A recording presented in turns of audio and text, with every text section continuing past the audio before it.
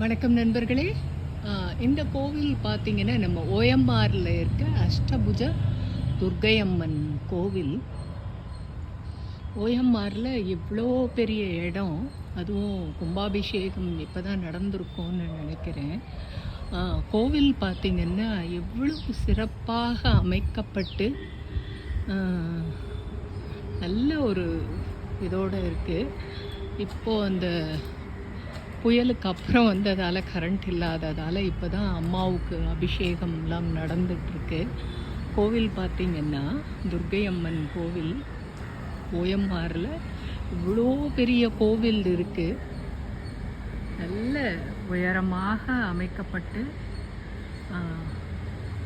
துர்க்கை அம்மன் அமைச்சிருக்காங்க. இங்கே பிள்ளையாருக்கும் முருகனுக்கும் தனித்தனி சன்னதிகள், நவகிரகத்துக்கும் தனி சன்னதி இருக்குது.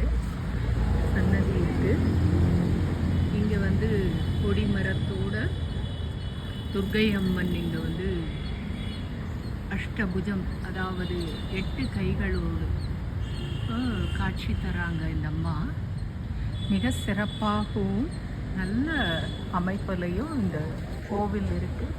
நல்ல நிர்வாகமும் பண்ணிகிட்ருக்காங்க. வணக்கம் நண்பர்களே.